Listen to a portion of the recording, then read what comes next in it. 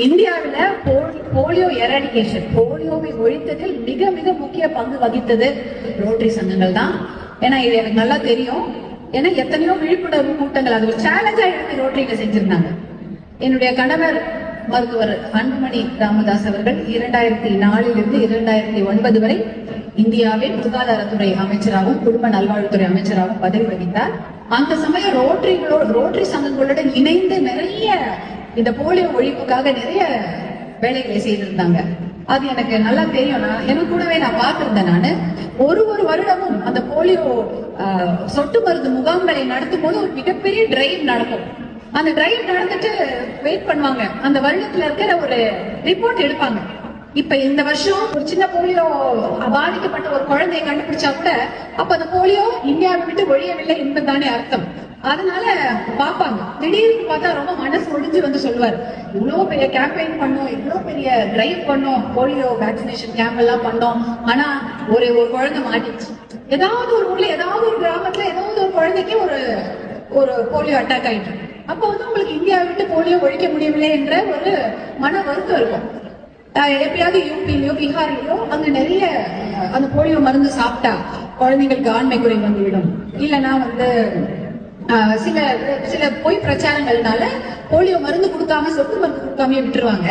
அப்படி இருக்கிற காலகட்டத்துல எங்கேயாவது மாட்டிக்கும். ஆனா ஒரு 3-4 வருடங்கள் கழித்து அந்த பர்டிகுலர் அந்த இடங்கள்ல ரோட்டரி சங்கங்கள் தான் போய் விழிப்புணர்வு பிரச்சாரங்கள் செய்தாங்க. அந்த வழிபாட்டு தலங்கள்லாம் போய் போலியோ சொட்டு மருந்து கண்டிப்பாக குழந்தைகளுக்கு கொடுக்க வேண்டும் என்று எத்தனையோ விழிப்புணர்வு பிரச்சாரங்கள் செய்தாங்க. இந்திய சுகாதாரத்துறை அந்த அமைச்சகத்தோட ரோட்டரி சங்கங்கள் இணைந்து ஒரு மிகப்பெரிய பிரச்சாரத்தை முன்னெடுத்ததுனால்தான் ஒரு காலகட்டத்துல போலியோவை இந்தியாவுக்கே நம்மளால் விரட்ட முடிந்தது. அதற்காக மருத்துவர் அன்புமணி ராமதாஸ் அவர்களுக்கு ரோட்டரி இன்டர்நேஷனல்ல போலியோ எராடிகேஷன் சாம்பியன் அவார்டு கொடுத்தாங்க. அது அந்த நிகழ்ச்சிக்கு இவர் போயிருந்தார். அது ஒரு சுவாரஸ்யமான நிகழ்ச்சி. அது புது டெல்லியில நடந்தது, நியூ டெல்லியில. அப்ப இவர் அன்னைக்கு காலையில போறாரு, நான் இன்னைக்கு வந்து போலியோ எராடிகேஷன் சாம்பியன் அவார்டு கொடுக்குறாங்க, இன்டர்நேஷனல் கவர்னரே வந்து எனக்கு கொடுக்குறாங்க அப்படின்னு சொல்லிட்டு போயிட்டு அவங்க அவார்டெல்லாம் வாங்கிட்டு வரும்போது நம்ம எப்பயுமே ஒரு ஆளெல்லாம் கரைச்சி வீட்டுக்குள்ள கூப்பிடுவோமா. அப்ப வீட்டுக்குள்ள அவரை கூப்பிடுறேன்.